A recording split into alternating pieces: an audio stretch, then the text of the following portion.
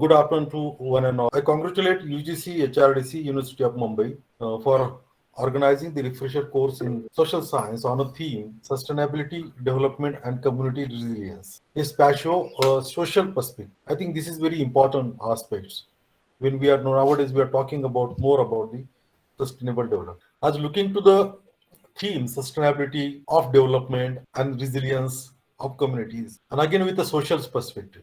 Space is always obviously as a we always look at the geographical phenomenon. So purposely I have taken the topic disaster risk reduction for sustainable development and community. The reason is generally we work in Indian context. If you look at the everyone is working in isolation. Regarding sustainable development, this process was started in long back. It was materialized in about in 1972 conference. Over the period, it has been evolved. First is the social, economic, and environmental. Then there were the Millennium Development Goals. And now we have the 17 goals. Okay, so these 17 SDGs. But still, most of the countries they are trying to look into the isolation. The targets are given. Everybody is trying to achieve the target. Some of the countries are successful. Looking to the even state level also, some of the states, if you take the Indian example, they are also performing well. There are the reports coming, they are showing the good performance. For example, take the example of Kerala. It is almost at par with the what developing countries or developed countries are performing. But still, again, there are some problems. You must have read about the floods in Kerala, landslides in Kerala, the soil piping in Kerala, then coastal problems. So still, they are struggling to maintain this target, mainly because of the disaster in this region, or more or less is happening all over the world. Nowadays, people are large started looking to that. If you want to achieve the sustainable development, you cannot isolate disaster management, or we cannot isolate or as a treat as a separate agenda. It should be incorporated in the part of the development. And this is the way nowadays people are, whatever the development happen at the international level and followed the guidelines by the national level. And they are trying to that. So a lot of development is happening in this field.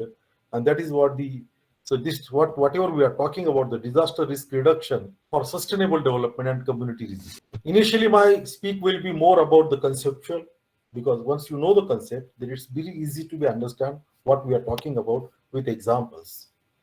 And finally, I will try to link with the what disaster management is given, what was the expectation out of that with this disaster risk reduction.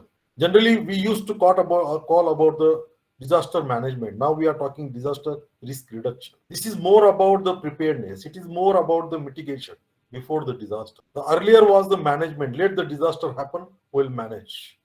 But now people are looking, why should we wait for the disaster? Why should not we look at the risk? And why not in the prior we should go for the reduction? Then only what we are talking about the sustainable development is possible. Community resilience is also very much important. After all, how long we are going to depend on the government or agencies? Some of the places it may be efficient, it may be transparent, and some of the places we know how government works. So how long we are going to believe or maybe have faith in such kind of systems? Then why not the community should be have their own bounce back capacity to overcome the whatever the problem they are facing and again strive for the development. So these are the things happening all over the world.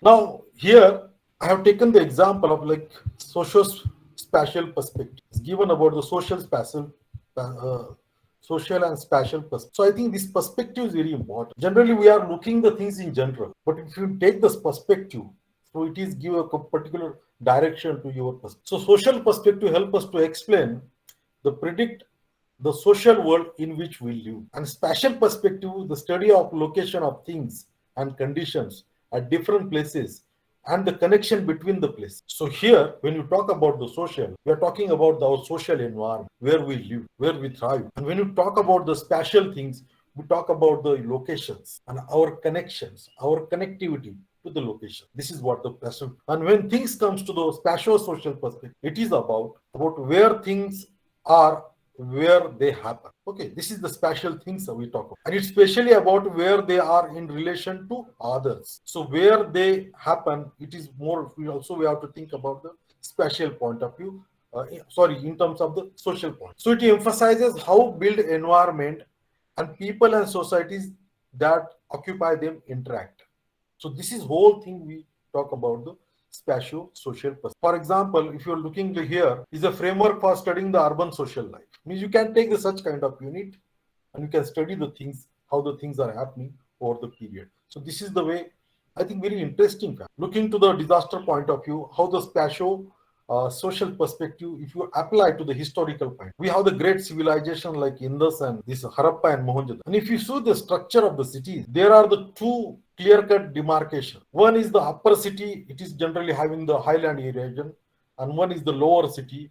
Upper cities part, which is having some located on some height, and it is have people belongs to the those who are belongs to upper class, and people belongs to lower class in the lower areas, and they were more prone to the disaster if something flood or something which will happen. That kind of, it gives us this such kind of locations, such kind of things become the give us the perspective that social. Whenever we are talking even today also, the spaces which are more secure acquired by the upper class. I'm not talking about the caste basis. I'm talking about the class basis. Class means is economic. So generally, if you look at the people, most of the people they prefer the safest route. And people those belongs to lower class, they don't have the socio-economic capacity to take the best of the location. And they generally located where the land is open. And such land is open. Some of the government land near the railway lines, near the some highways, near the rivers, near the some lakes, which is generally more prone to the whenever the disaster happens. So this is what happened. Whenever the thing happens, who is the sufferer? We take the number 500 people died. We take the number 1,000 people died. But who are these people? And that is what the social perspective. And they died or they lose their property mainly because the location they achieve, because of their social economic backward. So this such kind of thing, I think we should look into the whenever we think about the disaster management. Now, conceptually, we are talking about the sustainability. It means capable to being endured or continue to exist. The capacity of our human society to continue indefinite, whatever you pursue as a status of development. And sustainable development, ability to meet the needs of the present without compromising the ability of future. I always question this later half part of this definition.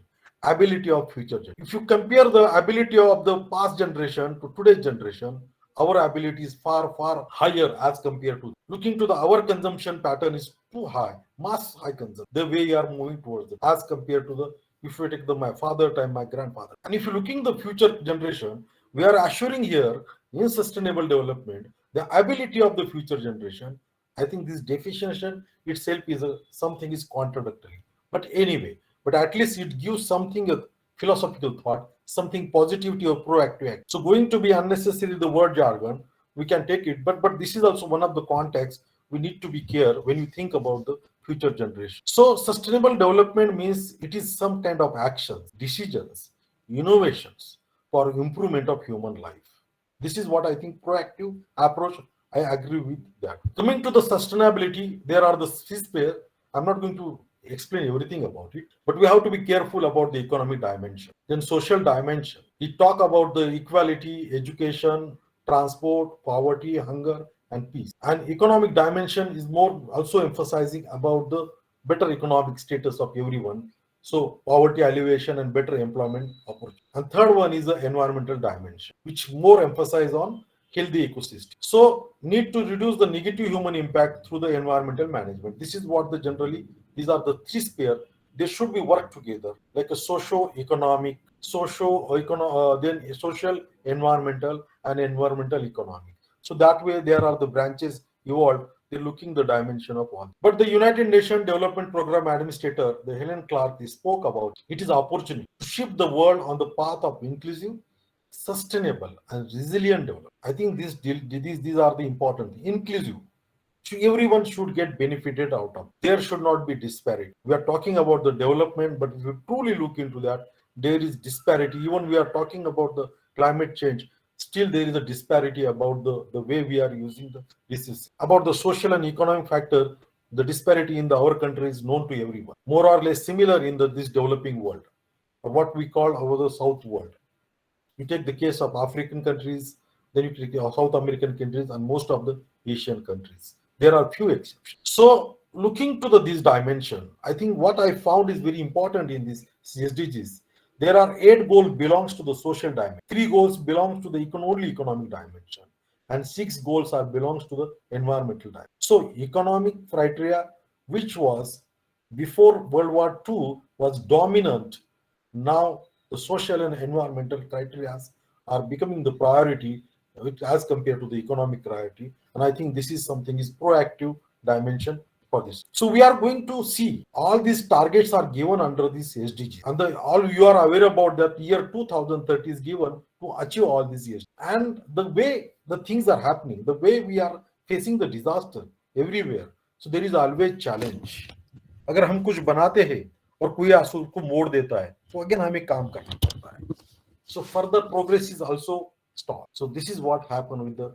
So I think disaster will, when it come to that, we will discuss about. So this is about the SDG. So these are the reference what our discussion will have upon. Now we are talking about the more community resilience. This is one of the concepts. So here I saw one movie on. I think there is islands in USA. I don't remember the name of that. But there, whenever there is a tsunami, so in the schools there was a during there some sessions is given for the disaster management. So if they get some kind of the signs through the tremors or something movement or something observation, immediately how to run to the top of the hill, that kind of training is given to the school going children. So this is how the preparedness for the disaster management, disaster community resilience. So this is such kind of the thing. So as a sake of one example, this photograph is given how community is preparing for the resilience. So is the capability to anticipate risk. You need not to be depend always on this. Whatever the mode of communication is available or medium of any communication is available, you can follow it. Then you try to limit the impact if it is going to be happen and bounce back rapidly through survival, adaptability, evolution, and growth in the face of turbulent change. So it requires proactive mitigation. So resilient communities are not only prepared to help prevent or minimize the loss. What was the earlier our approach for the disaster management or damage of life or property and environment, but they are also have ability because managing responding to the disaster, it's a one way is a skill. Okay, that need to be again inculcated by everyone. But simultaneously, the more important that the ability to quickly return citizen to work, reopen business, restore their essential services and needed for full and timely economic. So this rebound kind of cap needs to be restored. And for that, it is not just the skill, it is related to your psychological setup. It requires continuous awareness. It requires training. And that's why this community resilience, I think, is going to be a very crucial kind of, and it is going to develop aptitude among each and everyone. So people will be always ready. They will be more proactive. They will work about the development, which are the targets of the, but simultaneously, if something going to be happen or something will happen, definitely they will again understand these things, and that's why community resilience is very important. There is one study done by some of the people, and they have drawn this graph. Now, if you look at this graph as a x-axis, first is the prepare and mitigate, opportunity to improve. So there are the prior, what are the things, because this is the pre-disaster period. So we have to think about the public health, then housing condition, education and training, build environment, economy, wages, standard of living, environment, business prepared, everything, whatever the people on their condition. So these are the components we need to be always looking. So this is one thing. And if you look at the graph here, there is a blue shaded area and there is a pink area. The people which are having the resilient communities, they are prepared for that. There you can see here. So if you look at the y-axis, there communities functions service capacity. So here those who are the resilient community in a blue shaded area or blue area, you can see there is a minimum damage to them, and they again rebound, and sometimes they reach to they expected to reach at the B level, but sometimes they reach even A level also. So whatever the previous condition, so they rebound sometimes such a way they reach to the better conditions. So this is one thing. And those who are not resilient, those who are not prepared for it, they can look at the time of response, they create a huge damage, huge loss, and it takes time for them to recover for the new normal. Most of the time they expected to reach at least for B, forget about the A, but generally they reach to the C level. So what was the illegal? And this is what remained the loss for the long. So that's why this resilient aspect is I think very crucial. And achieving that community resilience. So there are the need of action, what we are talking about, the response to the rehabilitation. They're learning what we are talking about, the pre-disaster period and during the even mitigation time. And resource and capacity is what we are talking about, the capacity of the. So if you add all these things, then only community resilience is possible. And for that, if you look at the point, understanding the risk and uncertainty, use of local knowledge and resources, social connectedness, empowerment, preparing engagement, collaboration between the stakeholders, developing flexibilities, capacity of self-organization, effective communication. These are the aspects I think are the important. Community resilience, emergency preparedness one side, and community well-being promotion two side. If you go hand in hand, then only community resilience is possible. And for that, the wellness, access, education, engagement, whatever these are the aspects